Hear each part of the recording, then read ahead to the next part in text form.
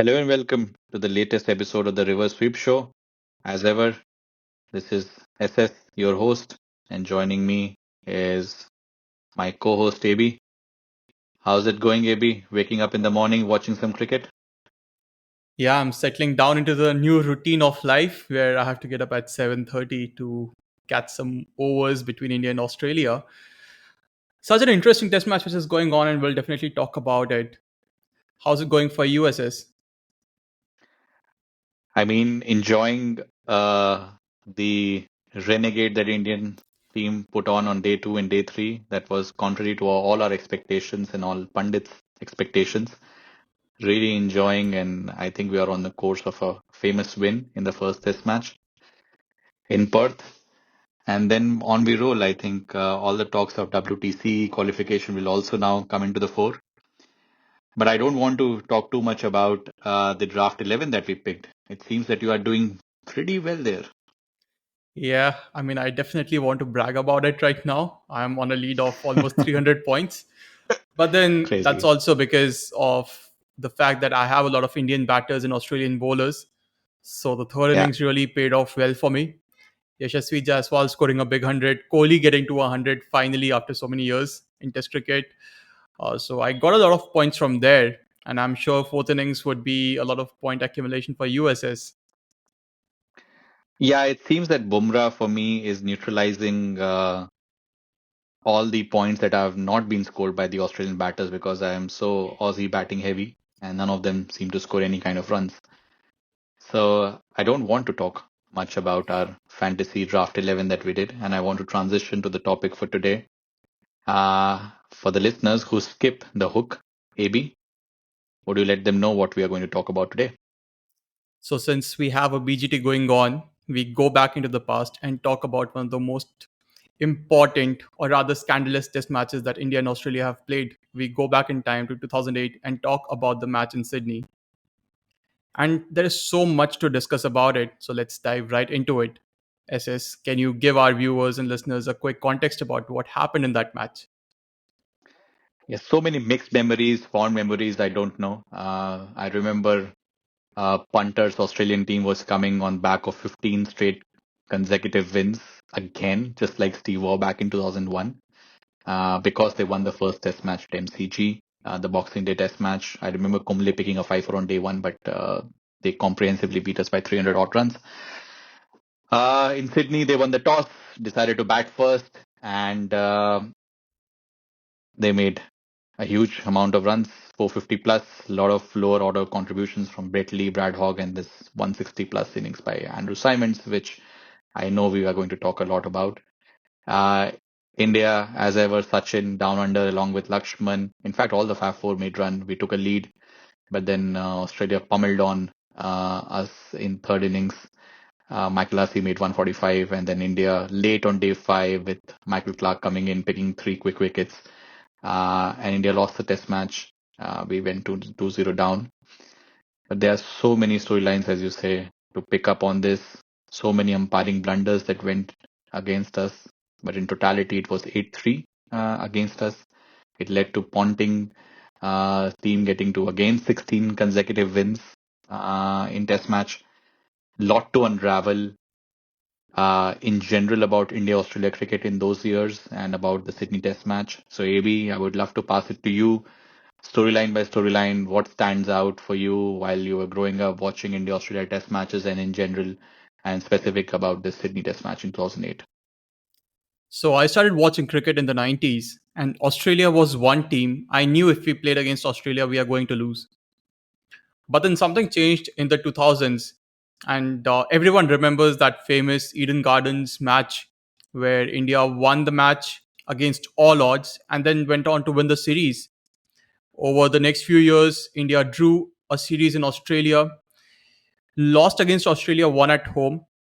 Then, much closer to this series, we also defeated Australia in the first T20 World Cup semi final and went on to win the World Cup. And as a lot of Australian players have also gone on record and said that they did not take that defeat so well against India. Then, even closer to this 2008 Test series, India and Australia played a 7 ODI series in India, and that is another area where this entire rivalry between India and Australia was heating up, and a lot of Australian players, including Simons, got the wrong end of sledging from the Indian crowd this time.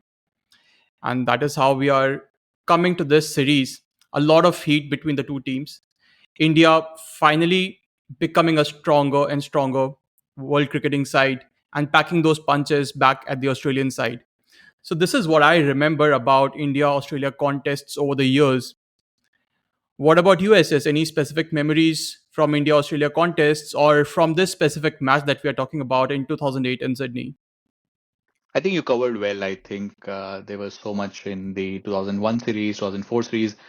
Ganguly picking up a so-called injury on the Nagpur Test match because the curator did not make the pitch in 2004 to his liking. And then, yeah, every time we went down under, there was something as well. All those great Sachin innings, Lakshman innings, and all. But specifically about this Sydney Test match, what stands out are all those umpiring blunders that we Indian fans keep referring to. And there was specific one batsman who got the reprieve three times. That was Andrew Simons. He made 162 not out in the first innings, but he was thrice out, but wasn't given once. When he was on the score of 30, he nicked off Ishan Sharma, and I remember Ishan Sharma's image of down going down on his haunches. Indians were just completely flabbergasted how that couldn't be given out. That was a clear edge. Um, then once he was close to his 50, there was uh, a third umpire uh, shout that went upstairs because of a stumping that wasn't given out. So it was even more surprising. The third umpire did not agree to it. And the third one, when he was already very close to the end of his innings, around 150, Buckner decided not to send the decision to the third umpire. That was again a stumping. So those three decisions absolutely led to the point that Australia made a huge score in the first innings. India had to chase that score down, and that ultimately, I believe, in all things considered, led Australia to winning that test match and ultimately retaining the BGT. For me, those three Simons dismissals of sorts actually had a big impact on the match and the series and all of grander things that we will talk about.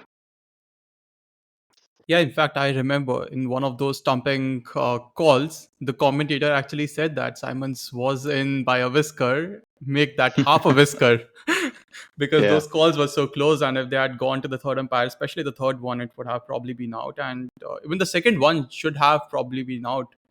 Very close calls, and definitely something that all of us remember. Another thing which stands out, another story which I remember, SS, was that famous finger raise from Ponting to declare Ganguly out. The first time Yeah.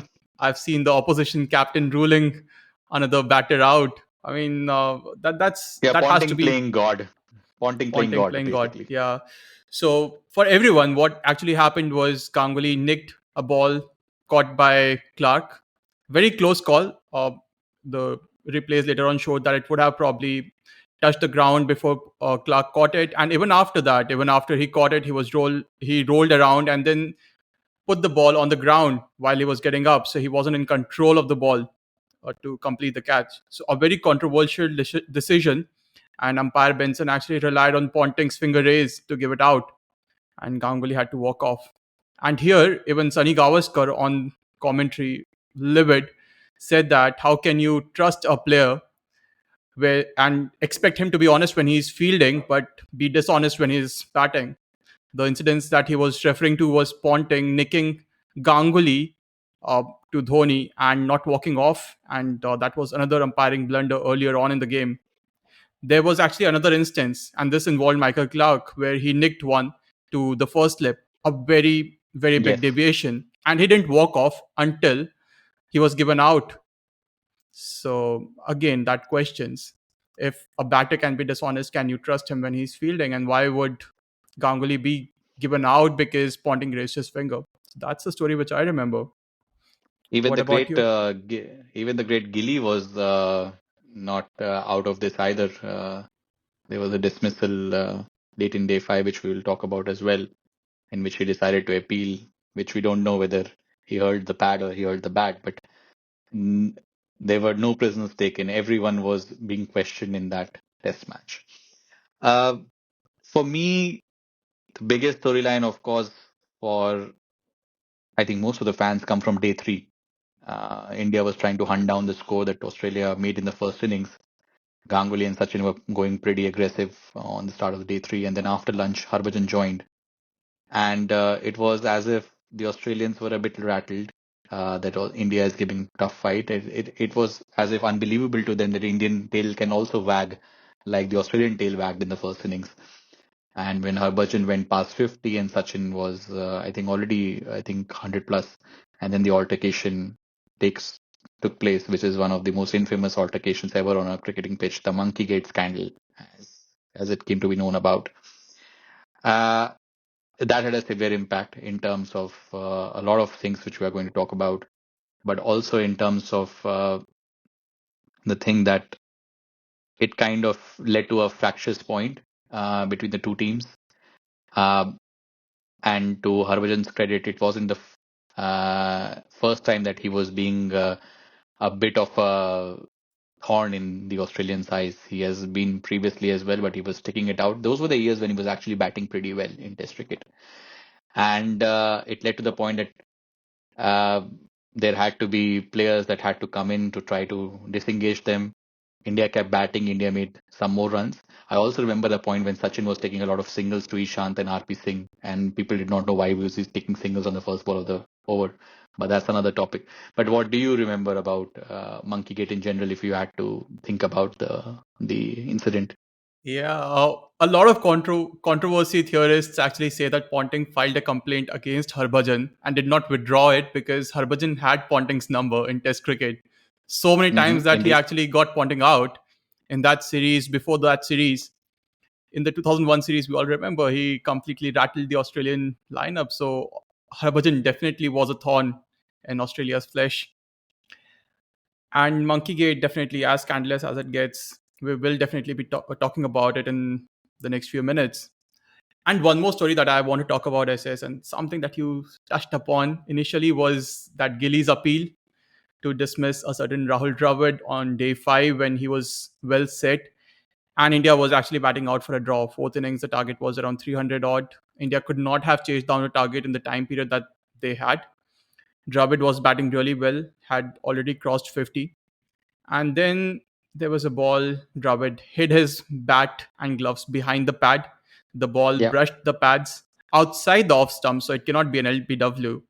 Went into Gilly's gloves, and the entire Australian team went up for an appeal, and Steve Buckner gave him an out. That I think was a big turning point on day five because India could have definitely saved that match if Dravid was there. And we saw how close the match got. Anything else, SS, that strikes out for you? Any stories that you remember from that Yeah. scandalous 5 days? I mean, as Indian cricket fans, it's but obvious to think and look back at it that we bore the max brunt out of it. But if you look at the decisions, as we said, it was 8-3, and there were some decisions that also went our way, which should not have gone. In fact, the first decision of the Test match went to us, and then Lakshman and Sachin made a lot of runs in the first innings.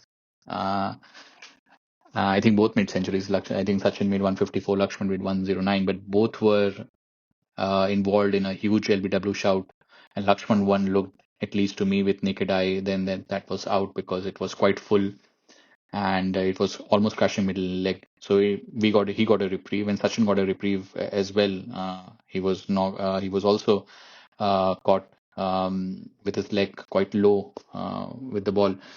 So it's not as if that the popular narrative is that India got all the brunt, but it's not. It's not that. There are so many things, and that's why it will be very interesting to discuss about the today's what ifs, because there's so much to unpack. It could go so much in so many different ways.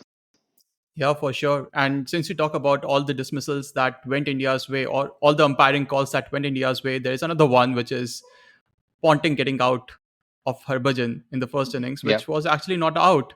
But then a lot of people would say that it is justice served for Ponting because he was actually out in the earlier part of the innings, given not yeah, out, and then not yeah, out in the later part of the innings and given out. Having said that, let's get into the what ifs, SS.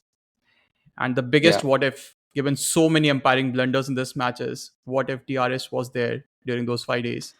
What if those umpiring blunders could have been reversed by the contests of the teams? What do you think? Yeah. What would have So happened to the impact of the match if we had DRS back then? Is do you think the result of the match would have been different? What could have transpired if DRS was there? I think this is one of the most toughest what if offshoots that one can think of, because there are so many moving parts to this story. Uh, we already mentioned about 11 decisions that people count, out of which Steve Buckner claims there were only two that he gave wrong. One was the Raul Rebel dismissal that you mentioned, and one was the Simons nick behind. Uh, Also, there was a bit of rain on day four as well, and also it's like a butterfly effect, like the famous movie. If you make only one decision go wrong or one decision to change, it can lead to so many different outcomes. And now here we are talking about 11 possible decisions that could have been either way. So it's very difficult to hypothesize what could have happened. I've tried thinking about so many alternatives around the story, but the biggest one that I could think of is, because Andrew Simons got three reprieves, if even one of them were given out, especially the first two when he hadn't even crossed 50 runs, that would have reduced the number of runs Australia made in the first innings. Also because Hogg and Brett Lee would not have got the freedom, would not have got the support to make those many runs. So I don't think Australia crosses 400. In fact, I hypothesize they make only 300. Now, coming to the other side, I would say India would have taken the lead in the test match like they did, but the lead would not have uh, been of such a big extent, because the two biggest scorers, Lakshman and Sachin, both had these big shots. And at least for Lakshman, I do believe that he was quite plump. Sachin might have scored a lot of runs with support of Ganguly and Harbhajan like he did. Maybe the lead would have been again 50, 60 runs, but it would have afforded more time for Australia. And remember, Australia made a lot of runs in third innings and also declared. Michael Hussey also got a couple of reprieves, but they could have gone to umpire's call as well. So I would have said batting fourth in Sydney, where the ball spins. India was playing with two spinners, as naturally people do in Sydney. India would have had a tough chase, but the kind of form the top players were in, and the amount of time that was afforded, I believe India would have been able to win the test match, even though it would have been close. It could have gone either way. It most certainly wouldn't have been a draw, because the rain also did not last a long time. I think that the target would have been anywhere between 150 to 200 runs, even if Australia batted a long time, because I feel India would have done pretty well in the first innings. So my short-term hypothetical take on, if DRS was available, India would have won the Sydney Test match in 2008. I actually agree with most of your reasoning. I think one aspect that I would want to add is around Ponting's dismissal.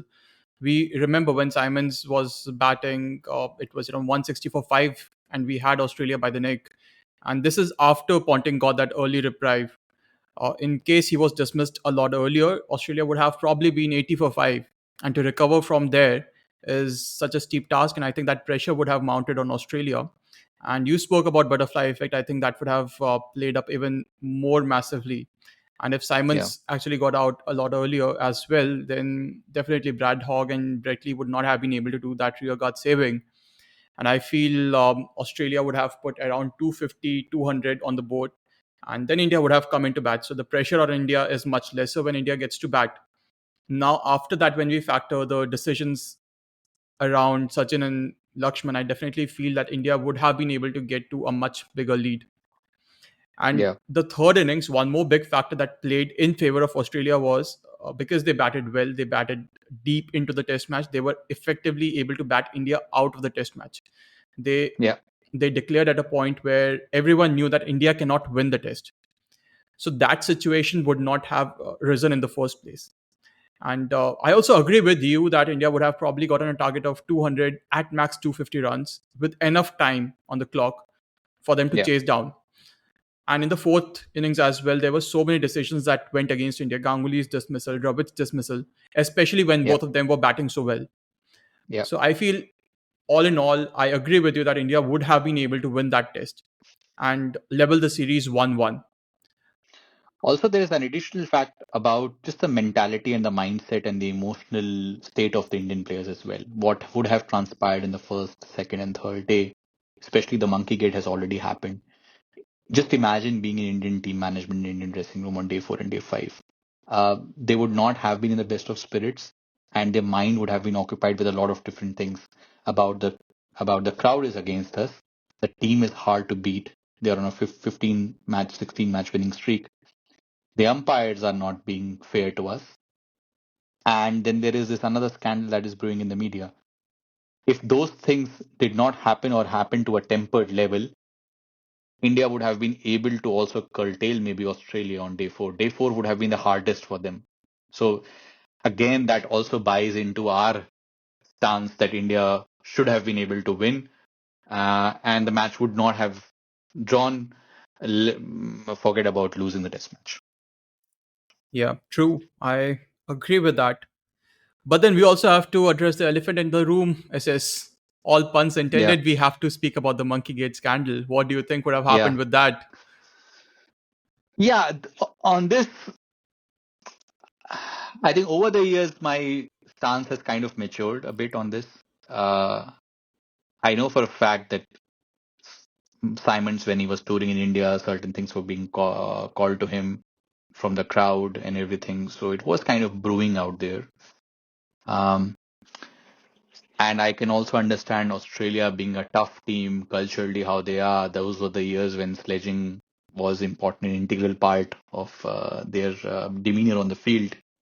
That an altercation, verbal altercation, was supposed to happen. It wasn't those friendly banter days. It was proper sledging. What I think is that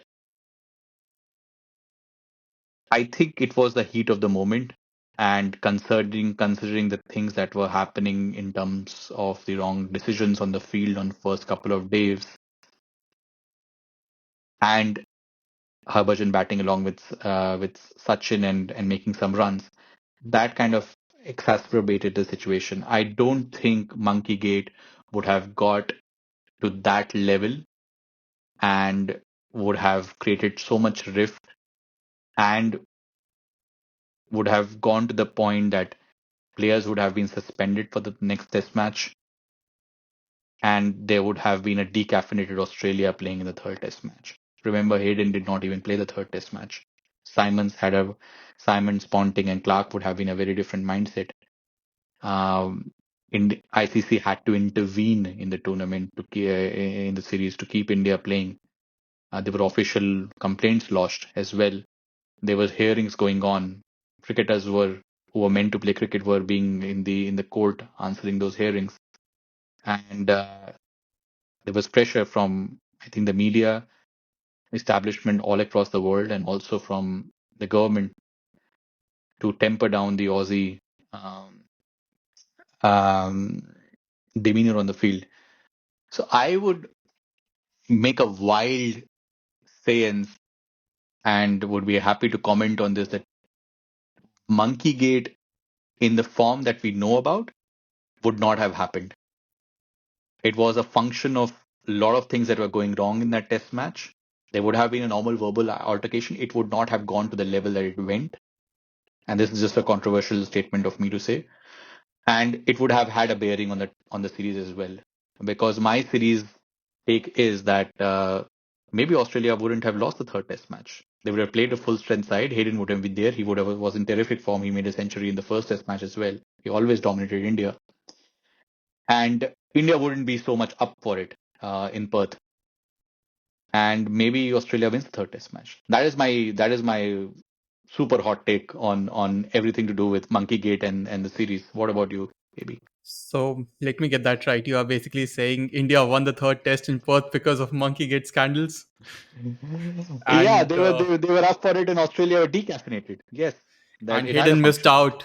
and Hayden missed out, and he has always been such a crucial part Yeah. of Australian And he lineups missed against out India. because of the code of conduct, because he called Harbhajan few words as well. So he called him obnoxious little weed or something. I think we Mm. can say it's not a family friendly podcast, this one. So, yeah, so I would stand by it. I think Australia would have won the third test match in Perth. That's an interesting take, I must say. And I personally feel that the scandal would have happened and would have escalated because it had been brewing up since a very long time. As I spoke about India versus Australia rivalry over the years, it definitely was heating up. And the scandal didn't even start in Australia. I think it started back when Yeah. Australia was touring India, and in one of the matches, I think it was in Baroda, where the crowd was sledging Andrew Simons with the monkey chants. So I think that is where it originated, and this entire heat, this entire rivalry was brewing up, and I do feel it would have reached the boiling point in that Sydney match.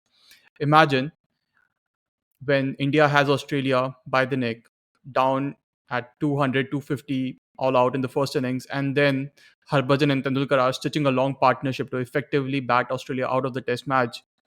Australian players would definitely react. That is my sense. We know them to be sledgers, hard players who make lives of opposition players difficult in Australian conditions. I think they would have retaliated at that point of time, and that would have escalated into some kind of a Monkeygate scandal.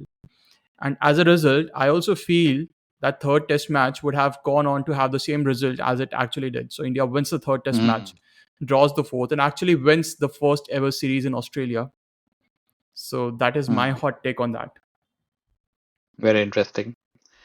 There's so many protagonists and antagonists in this entire storyline as well. All the people that were involved on the pitch when the Monkeygate scandal was happening, but also there were others as well. Uh, I think the biggest one is Andrew Simons over here. What is your take with DRS being available, decisions going against Monkeygate and everything? What do you think about legacy of Andrew Simons and his career going forward? Whenever we talk about Andrew Simons, I think this innings that he played is one of his big impression points in his career. And with that Yeah, gone, I think Andrew Simons would have been primarily known for his limited overs cricketing skills and his career yeah. in that area. Definitely, he is an amazing player, and he would have had a very good career with the Australian team. Just that his legacy would have been much stronger in the limited overs form than in the Test cricket, and that is my hot take on that. Uh, Plus, yeah, so that is the hot take on that. What about you, SS? What do you think would have happened with Andrew Simons? I think with Simons, you correctly said, it primarily being known for his white ball exploits. I remember when Vaughan got injured and he had to play that first game in 2003 World Cup. Australia were tottering against Pakistan. He made a fabulous 140 or something. I think 2005, 6, he started coming into the Test match fold. I think after the Ashes loss in England, and he had become a very reliable all rounder because he could ball seam up, he could ball spin. But yeah, this is one of the highlights. He was always a thorn against India as well. So take this innings away. They don't win the Test match. Uh, they win the probably the third Test match, as I said. But I think overall, in terms of impact of Simons in his white ball career, would have stayed. But in red ball, not so sure. I don't think that he would be regarded. And I think also it had an impact because of we cannot, even though the what if is circulated on DRS, we just cannot ignore the fact that Monkeygate happened. And because I tied that maybe Monkeygate wouldn't have happened with DRS around and decisions going in the right way. I think I think it changed him after this incident in this series, and he would have been much more regarded as a cricketer.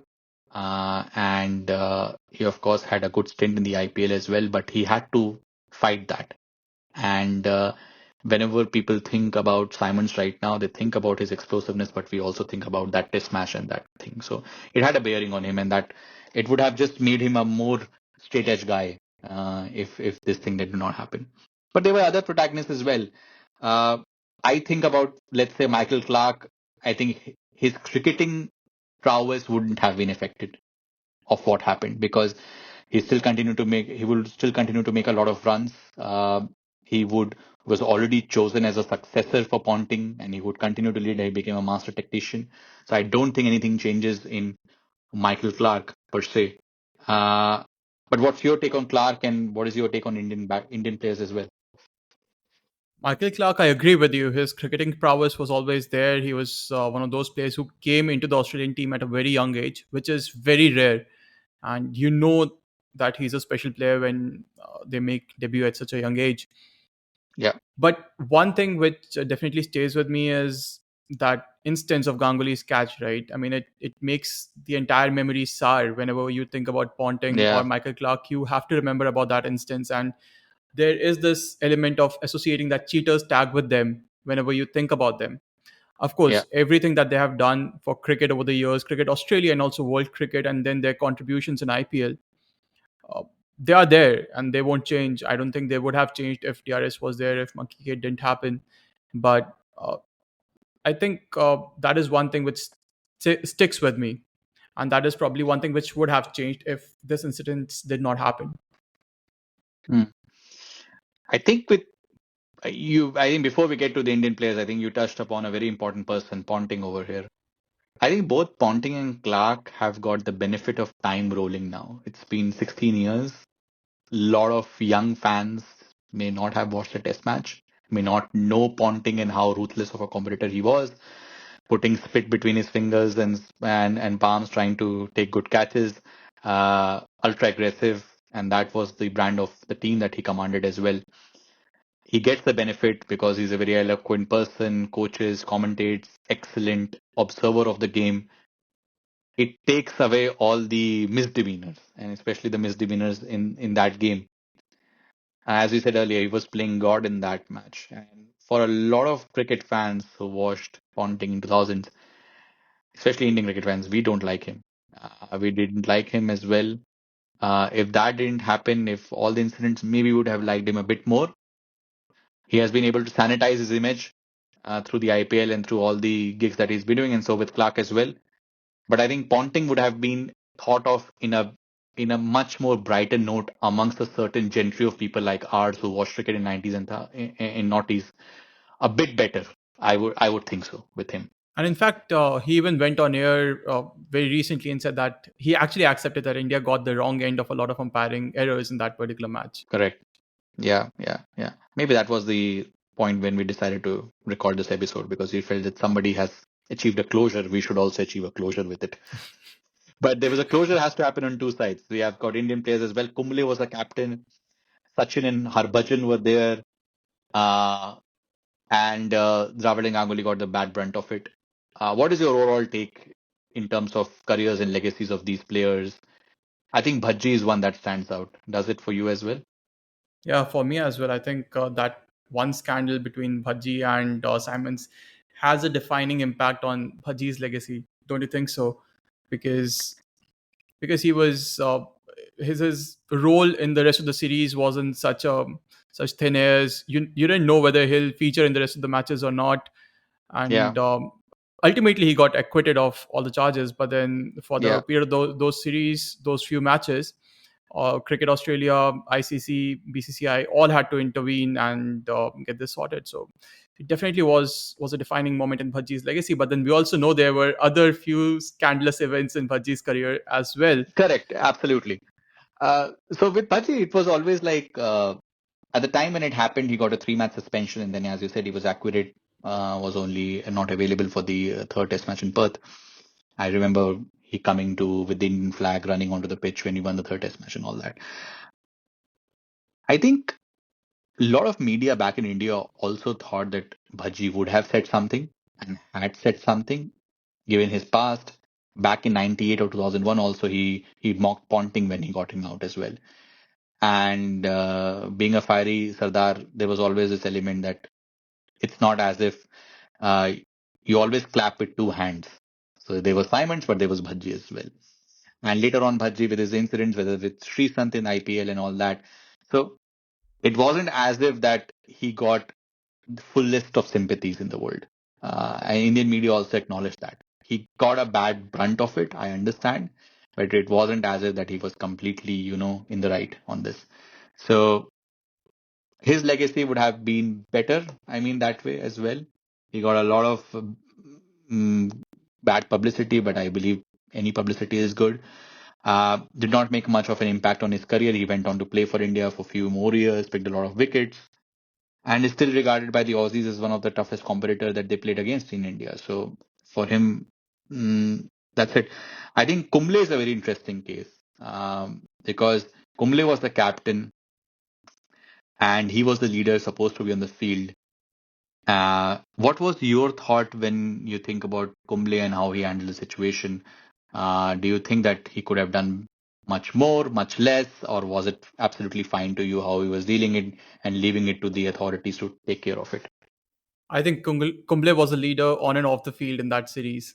His statements are still very iconic. He went into the press conference and said that made that strong statement that only one team is playing in the spirit of the game, which is a very bold statement to make and had to be made in that particular instance. Plus, he also offered to draw out the tensions between the Australian team and Harbhajan Singh. He also offered Ponting an apology from Harbhajan's side. So he was actually trying to ease out the tensions between the two teams to whatever extent he could. But then the situation did escalate beyond his control to the extent that even ICC had to intervene. What do you think when you think about Kumble? Could his legacy as a captain have been changed if DRS was there, if the entire incident around Monkeygate didn't happen? What do you think about that? I think he would have been one of the people that BCCI would have consulted whether to bring DRS in and around, and he decided not to bring it for many years along with the BCCI. We will talk more about it, but but I did feel that he had a very statesman kind of a way to look at it. Things would have been a bit different if Virat Kohli was the captain then and not Anil Kumble. But I think uh, I I think he did a 7 on 10 job. He Hmm. could have. I always felt that. Senior leaders in general could have played role. I think Sachin could have played a bigger role as well in trying to diffuse the situation. But I think the situation had become to the point, and that's why I say because of the wrongs that had happened in Sydney Test match, everyone was like, "We are there for war. We are there to fight this one out." So I think diplomacy was thrown out of the picture, even though Anil Kumble was trying to be a statesman over there. Yeah. So actually, one point that I want to further add on Kumble's legacy, in my alternate version of reality, India does go on and win the series in Australia, the first Yeah, ever team that yeah. does that.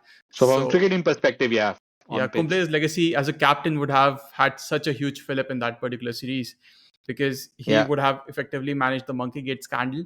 He would have gotten India the first ever Test series victory in Australia.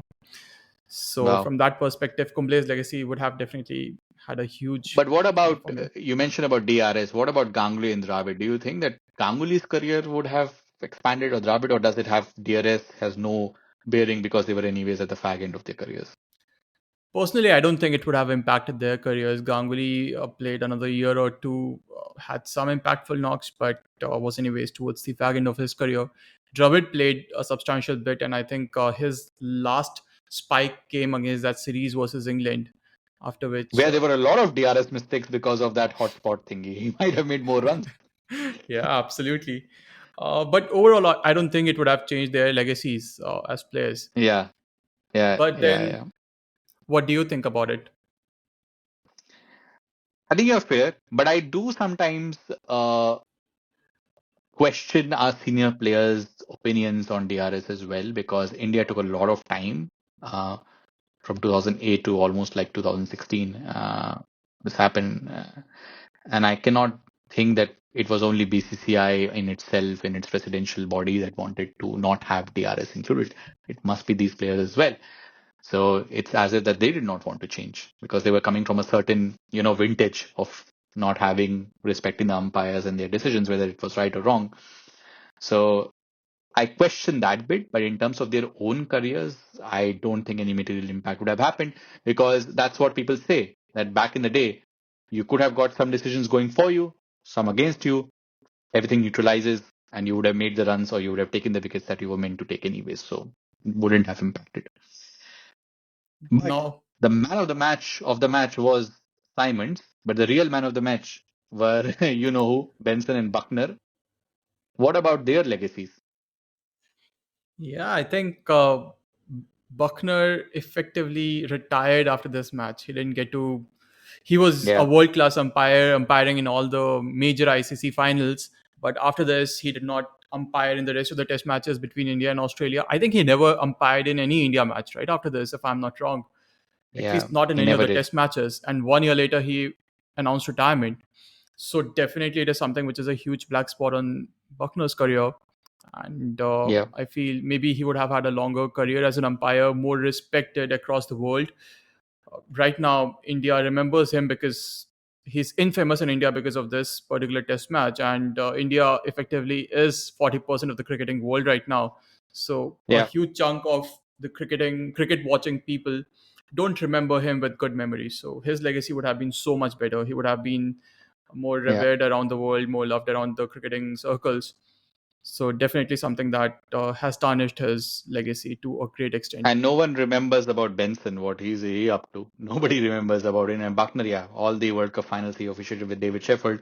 Nobody remembers him in good light, at least in this part of the world. Uh, it did tarnish a lot of image. And also, this incident did tarnish a lot of India Australia cricketing relations as well.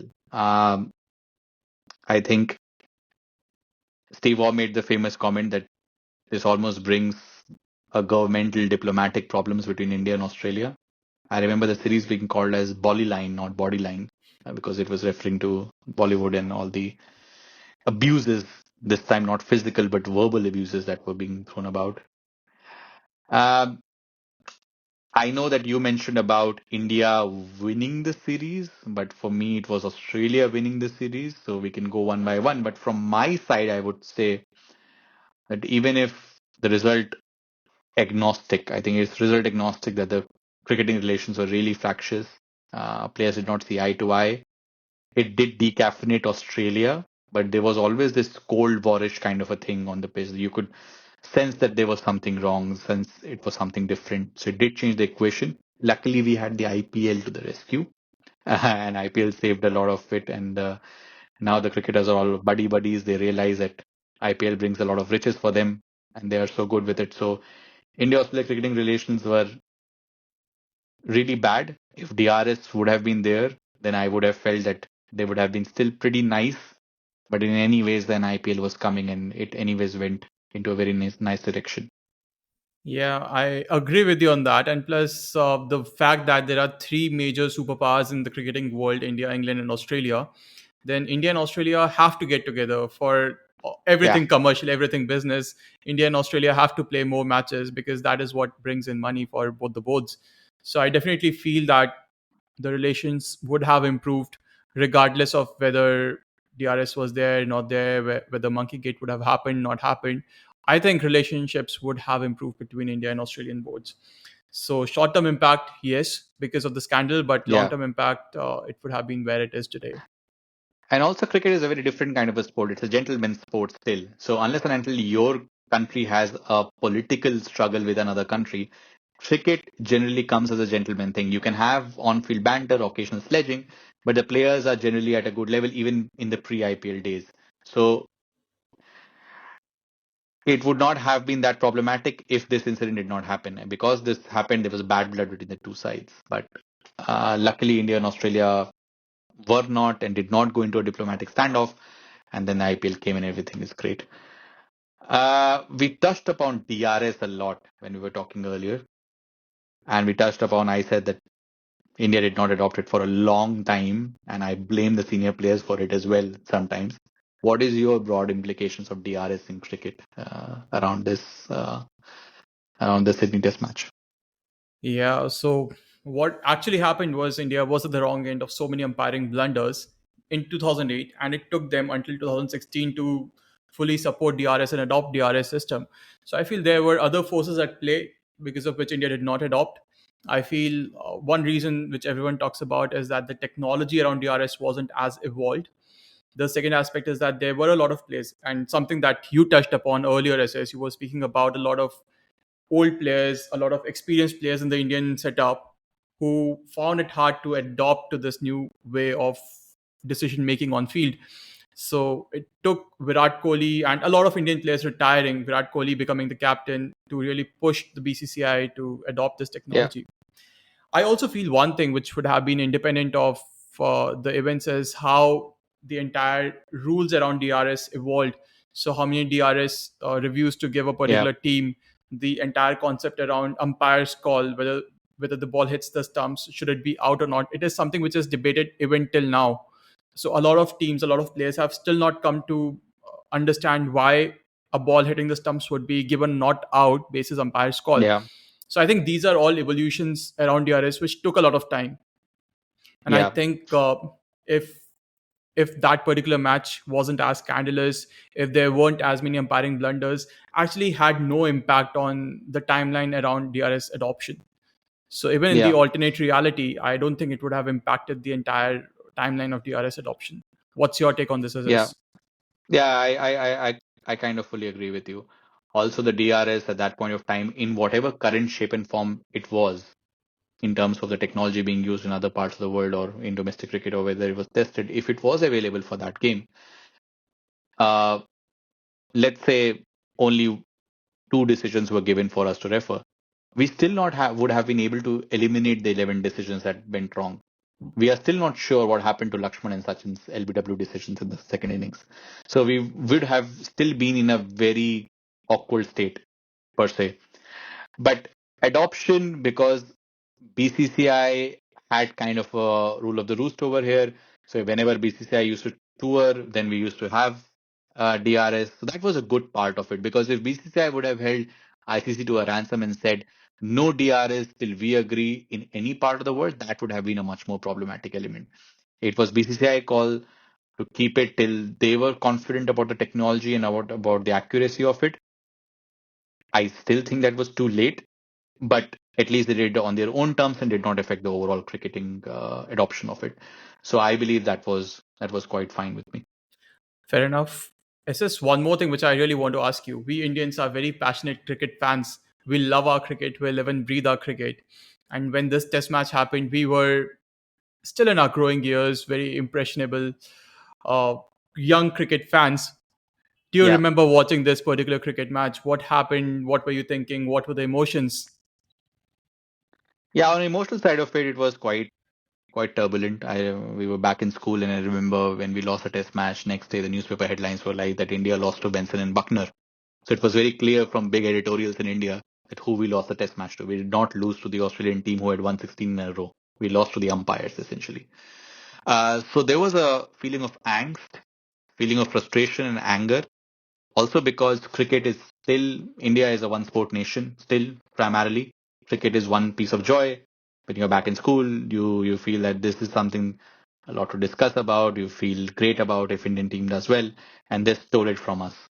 They absolutely stole it from us. This was the feeling, and we had all grown watching all these great Australian sides being ruthless on the field, but also not well liked. Unlike the West Indies team of our parents' generation, which was well liked, this Aussie team was not liked. And this was like the culmination of it.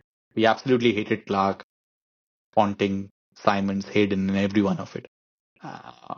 We lost respect for them, whatever little respect we had for them. So it had a deep scar on Indian fans' mindset, I would believe, and you could see that in the editorials as well. You could see a lot of editorials being written about how the Australian culture is different from Indian culture and how we should appreciate that. They, even in the advertising for products and services, they use expletives, they use abuse because that's what is part. So it also had a bearing on the Indian mind's consciousness about what Australia is and how Australians are. These are booze drinkers, rambling about and abusing and claiming to play tough cricket, but essentially they are sledgers. So a huge bearing. And if IPL did not happen, it would have lingered on for quite some time. And this test match has a big role to play in it. If DRS was available, this test match would have had a more fair result. Maybe the Monkeygate in my storyline doesn't happen or doesn't happen to the level that it got escalated to. And we wouldn't have lived with so much disrespect and so much angst and anger when it comes to India Australia. Yeah, likewise for me, SS. I remember very clearly I was in my 10th standard back when this match was happening. It was the winter break, and I was doing my homework while watching Clark run through the last three Indian wickets to Yeah, effectively awful. snatch a victory for Australia from the jaws of a draw. And that was heartbreaking for me. And I also felt more or less the similar emotions that you felt, that we were wronged by the Yeah, umpires, and then uh, just losing the match in the last 5 minutes was so heartbreaking. And in my alternate reality, at least, we do win that series in Australia because we win this match yeah, and the next match. So I think yeah, it would have been a very different picture for me emotionally. Would yeah. have I felt that. almost, as a fan, I almost like your theory more than mine because in my I lose the wonderful feeling of vindication when you won in Perth. I lose that feeling. So even though it's my story, I like your story more. All right, guys. Now that was today's episode. A lot of story points to talk about, and I think we did good justice to it, AB. So kudos to both of us. My summary is that India would go on to still lose the series, but win the Sydney Test match. But there are so many elements to talk about. You have to go through that episode again. We are not going to summarize for you, so you have to do that hard job. AB, if you had to summarize quickly. Yeah, I feel if DRS was there, then we win the match because of all the umpiring blunders that would not have happened. We win the third match and the series 2-1. The first Mhm. ever series victory for Team India down under. It's a huge fillip for the team's evolution, where it eventually goes on. And yes, that's my alternate version of reality. Fantastic. So, guys, there you have it. That was today's episode. A throwback to BGT 2008 Sydney Test match, the scandalous one, as I like to call it. And we will be back with our midweek bonus episode of Hot Takes. And through the current BGT season, we hope to publish more BGT throwbacks and what ifs around it. So thank you for tuning in. Hope you enjoy. We are present on all podcasting platforms. Looking forward to your feedback. Take care and bye bye.